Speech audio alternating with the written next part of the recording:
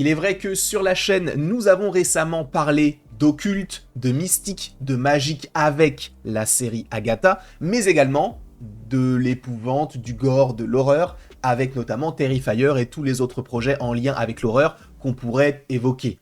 Tu mélanges ces deux genres-là et tu obtiens, d'une certaine manière et avec énormément de raccourcis, le projet Salem's Lot. Sachez que c'est le nouveau film du coup Max Originals entre guillemets, donc qui est sorti hier. Alors je l'ai vu hier, mais étant donné que sur la chaîne je vous ai quand même sorti pas mal de vidéos, je me suis dit frérot, mollo, ça peut attendre un jour. Et nous voilà afin de parler de ce film-là. Sachez que c'est un film qui adapte un ouvrage de Stephen King, qui je crois est sorti en 1975, que je n'ai pas lu. Cependant, je me suis renseigné après avoir vu le film, parce que je me suis dit, peut-être que c'est tout simplement une nouvelle adaptation de l'ouvrage, mais qui prend énormément de liberté. Ce n'est pas le cas. Si vous avez lu le livre, eh bien vous vous dites, oui, c'est la même chose. Parce que, en vrai, en ayant lu certains passages du livre, ou en tout cas un gros résumé, j'avais vraiment l'impression qu'on était en train de me résumer le film à quelques détails près. Et en vrai, alors c'est particulier, c'est vrai que on n'est pas forcément sur un film et du coup un ouvrage qui paraît totalement crédible, notamment par rapport à certains personnages par rapport auxquels on reviendra, mais j'ai passé un agréable moment devant ce film-là. En vrai, on est totalement dans le mois Halloween, donc ça reste un petit peu cohérent, j'ai vraiment bien aimé. En plus de ça, on retrouve un acteur qui va bientôt faire ses débuts du côté de Marvel, du nom de Lewis Pullman, que vous avez peut-être vu dans Top Gun Maverick, que vous avez peut-être vu également dans Lessons in Chemistry avec notamment Brie Larson. Bref, on le retrouve lui, Ben Mears, sans spoiler ne vous inquiétez pas, mais on le retrouve lui, donc écrivain à succès, qui revient dans son village d'enfance, enfin en tout cas dans sa ville d'enfance, qui s'appelle Salem's Lot, même si en vrai c'est Jérusalem Lot, et donc s'ensuit alors des événements un petit peu particuliers en lien, je ne vous apprends rien, avec des vampires, sans trop rentrer dans les détails.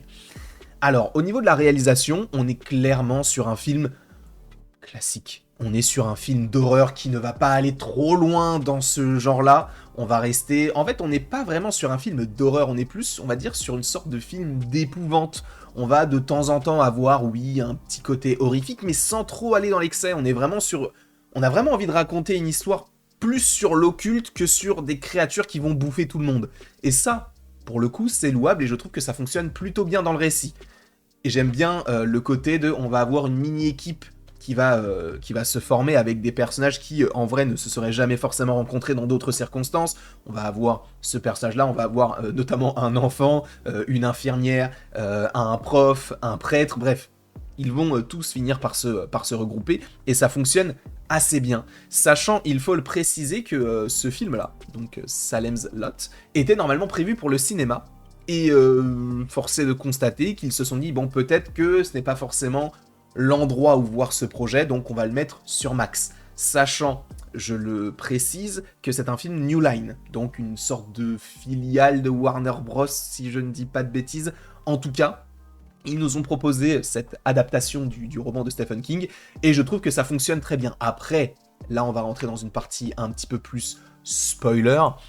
Dans sa globalité, c'est vrai que t'as des scènes où tu te dis « c'est un peu du n'importe quoi ». Dites-vous bien qu'à un moment donné, je n'ai pas de photo du personnage, mais on a un personnage du nom de Mark, qui est donc l'enfant qui va accompagner Ben Mears, qui va vraiment se comporter comme un adulte, alors qu'il n'a que 12 ans. Après, il est décrit comme étant extrêmement intelligent, qui arrive à survivre dans n'importe quel contexte, alors qu'il n'a que 12 ans et qu'il vit dans une ville paisible. Sachez qu'à un moment donné dans le film, il va avoir l'idée de « Ah mais attendez, là, il y a un grand écran qui cache le soleil. Venez, je casse le grand écran, comme ça le grand écran tombe, et le soleil peut brûler tous les autres vampires. » En vrai, l'idée est très intéressante, sauf que comment est-ce qu'il fait ça ? Pour détruire les piliers qui servent à maintenir l'écran, il va prendre la voiture et il va casser tous les piliers. Il a 12 ans.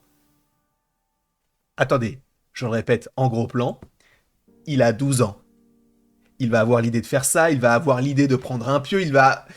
Après, c'est vrai que dès le début du film, et c'est là où aussi on peut se dire, en vrai, ça peut paraître crédible, même si ce n'est pas forcément très cohérent, c'est juste qu'on se dit, il est très fort en adaptabilité, puisque dès qu'il arrive dans sa nouvelle ville, il se fait un petit peu bully par la brute du collège ou de la primaire, je ne sais pas dans quelle classe il est, je pense qu'il est au collège, et en fait, il arrive très clairement à s'en sortir. Et donc, bon, tu te dis, ok, sachant qu'à un moment donné, donc on va avoir ce personnage-là, qui est donc, si je ne dis pas de bêtises, le serviteur mortel donc du vampire originel, si j'ose dire. Et donc il va vouloir capturer l'enfant, donc il a capturé Marc, et à un moment donné, Marc va se défaire de tout ça. Il va prendre une sorte de bâton et il va exploser la tête de ce gars-là. Je vous rappelle, il a 12 ans. En général, quand ça se passe comme ça, tu as des séquelles. Il n'a rien. Il perd ses parents, il perd sa ville, il perd ses amis, il tue des zombies, enfin des zombies, il tue des... comment on appelle ça, des vampires. Il va finir par tuer un homme. Ça va assez loin. Après, il y a un contexte très intéressant que j'ai vraiment trouvé cool, c'est... D'ailleurs, j'ai totalement disparu, je m'en excuse, même si on ne s'excuse pas soi-même. Mais non, mais j'ai pas dit je m'excuse, mais je m'en excuse, donc ça reste français. Mais il y a un lore qui est intéressant, avec les règles à respecter pour tuer... ou en tout cas éloigner le plus possible les vampires, avec notamment le pieu. Alors je ne sais pas s'ils sont allés aussi loin, notamment avec l'ail, j'avoue que je me souviens pas forcément de l'ail, mais en tout cas je me souviens des pieux, je me souviens évidemment du crucifix qui finit par s'illuminer. Au niveau, encore une fois, de la réalisation, on n'est pas forcément sur des plans qui vont être révolutionnaires, mais c'est plus au niveau de l'histoire que ça va nous intéresser, et en vrai, bah, je ne peux que vous conseiller de regarder ce film-là, en plus de ça qui sort parfaitement à la bonne période, dans le sens où, bah oui, c'est un film sur des vampires qui sort pour le mois d'Halloween, entre gros guillemets, parce qu'Halloween c'est plus 31 octobre, 1er novembre, donc dans ces eaux-là, mais je trouve que ça fonctionne extrêmement bien. J'ai adoré ce que j'ai vu concernant Salem's Lot. Évidemment, quand on le prend comme tel, hein, quand on se dit, bon, bah en vrai tout est possible, parce qu'ils se rendent assez vite compte hein, que ce sont des vampires. Il n'y a pas vraiment trop de place à la suspicion de mais est-ce que ce sont vraiment des vampires, parce qu'on est dans un monde assez réaliste et tout.